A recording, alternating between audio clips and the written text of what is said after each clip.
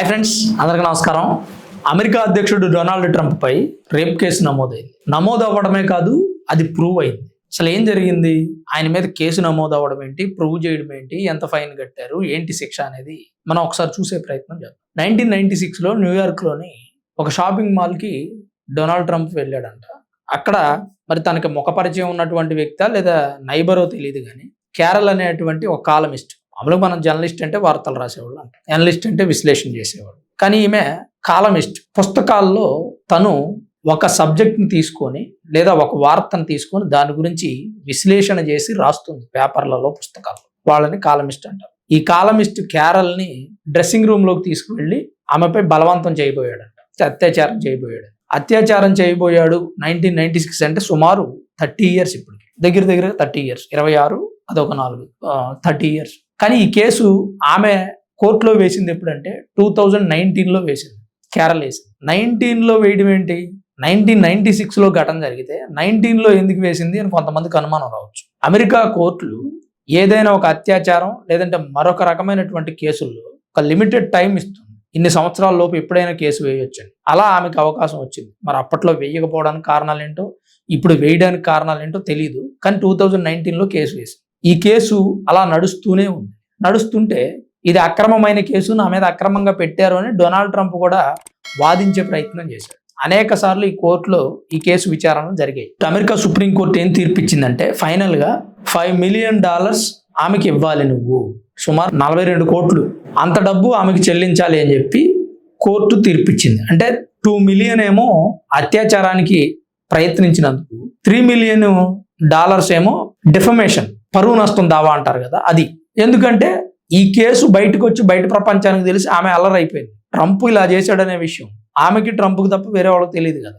మరి ఇతను ఏం చేశాడంటే నేను అలా చేయలేదని సుప్రీంకోర్టులో వేయటం, ఇతను కోర్టులకు తిరగడం, కేసు కొట్టాయాలని అడగటం, ఆమె నా మీద తప్పుడు కేసులు పెట్టిందని బయట ప్రపంచానికి చెప్పే ప్రయత్నం చేయటం, అలా జరిగింది. ఇలా జరిగినప్పుడు ఏమవుతుందంటే ఆటోమేటిక్గా ఆ కేసు అందరికీ తెలిసిపోతుంది. సో అలా తెలియడం వల్ల మరి నాకు కాస్త సమాజంలో ఇబ్బందిగా ఉంటుంది కదా, నేను తిరుగుతున్నాను కదా, పైగా మహిళను కదా అని చెప్పి ఆమె defamation and rape case 2 prove అయినాయి. కాబట్టి ట్రంప్ని ఫైన్ కట్టాలని సుప్రీంకోర్టు సూచించింది.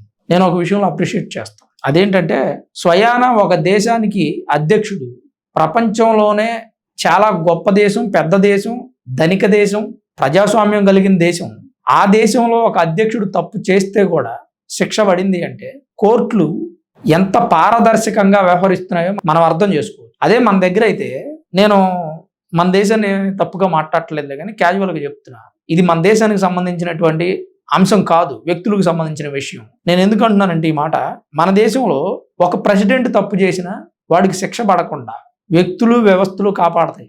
ఎన్నో రకాల తప్పుడు సాక్ష్యాలు పడతాయి. జడ్జి గారి దగ్గరికి ఆ కేసు వెళ్ళడానికి, వాదించడానికే చాలా సమయం పడుతుంది. అఫ్కోర్స్ ఎక్కడా సమయం పట్టింది, కానీ ప్రూవ్ అయింది. సమయం పట్టడానికి కారణం ఏంటంటే ఆమె 2019లో కేసు ఫైల్ చేయడం. 1996లో ఫైల్ చేయలేదు కదా, 19లో ఫైల్ చేసింది. అంటే సుమారు ఒక 7 సంవత్సరాల నుంచి కేసు నడుస్తుంది అనుకుందాం. 7 సంవత్సరాల్లో తీర్పు వచ్చేసింది, తుది తీర్పు.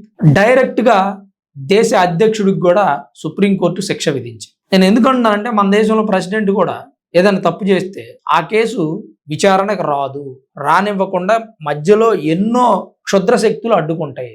ఇంకా క్లియర్గా చెప్తా ఉన్నా, మన దేశంలో తప్పు చేసిన వాడి వైపు నిలబడి వాడు చేయలేదు అని ప్రూవ్ చేయడానికి ఎక్కువ మంది ట్రై చేస్తారు. ఎందుకంటే తప్పు చేసిన వాడిని చేయలేదు అని ప్రూవ్ చేస్తే ఆ లాయర్కి గొప్పతనం వస్తుంది. ఈ లాయర్ తోపంటాయా, ఏం చేసినా కానీ బయట తీసుకొచ్చేస్తాడు. ఎలా చేసినా కానీ నీకేం భయం లేదు, ఆయన దగ్గరికి వెళ్తే అయిపోయినట్టే. ఫలానా లాయర్ ఉన్నాడయా, నువ్వేం చేసినా అనవసరం, ఆయన దగ్గరికి వెళ్తే నువ్వు గెలుస్తావు. ఇది ప్యాషన్ మన దేశంలో. తప్పు చేసిన వాడి వైపు ఎక్కువ మంది లాయర్లు నిలబడటం, ఆ కేసుని నానా రకాల తప్పుదారులు పట్టించడంతో మన దగ్గర తుది తీర్పు రావడానికి లేట్ అవుతుంది. అట్ ద సేమ్ టైం నిందితులకు శిక్ష పడదు. అక్కడ తప్పు చేసిన వ్యక్తి వైపు వాదించే వ్యక్తులు చాలా తక్కువ మంది ఉంటారు. నా మాట అర్థం చేసుకోవడానికి ట్రై చేయండి. ఇక్కడ మన దగ్గర ఉగ్రవాదులు అయినా, ఉగ్రవాదిగా ఆరోపణలు ఎదుర్కొంటున్నా వాళ్ళ వైపును కూడా లాయర్లు ఉండి వాదించి వాళ్ళకి బెయిల్ ఇచ్చి తీసుకొచ్చేస్తారు. అంటే మోరల్ వాల్యూస్ మిస్ అవుతున్నారు. మన దగ్గర ఇంకొక లొసుకు కూడా ఉంది. ఉగ్రవాది అనే ఆరోపణే కదా ఎదుర్కొంటున్నాడు, అతని తరపున ఎవరో లాయర్ నిలబడకపోతే, అతను నిజంగా ఉగ్రవాది కాకపోతే మరి అతనికి శిక్ష పడుతుంది కదా, అందుకే లాయర్లు అతని తరపున వాదించాలి అంటారు. అసలు అతను ఉగ్రవాది అని పబ్లిక్గా ఏదో ఒక బాంబు పేలుల్లోనో మరి ఇంకో దాంట్లో ఇన్వాల్వ్ అయి ఉన్నాడని లాయర్లకు తెలిసినా వాదిస్తున్నారు. అంటే అలాంటి పరిస్థితిలో ఉన్నాం మనం. ఏదేమైనా అమెరికా అధ్యక్షుడు డొనాల్డ్ ట్రంప్ ఇలాంటి ఒక అత్యాచార యత్నం కేసులో ఉన్నాడు అంటేనే సిగ్గుచేటు అది. అలానే గతంలో ఎప్స్టీన్ ఫైల్స్ లో కూడా ఉన్నారు, ఆయన పేరు ఉందని చెప్పి వచ్చిన వాదనల్ని అక్కడ కోర్టు కొట్టివేసింది, ఆయన లేడు అని. మరి ఇప్పుడు ఈ కేసులో ఉన్నాడు అని అతనికి ఫైన్ వేసింది. మరి దీని మీద మీ అభిప్రాయం ఏంటి? మీరేమనుకుంటున్నారు?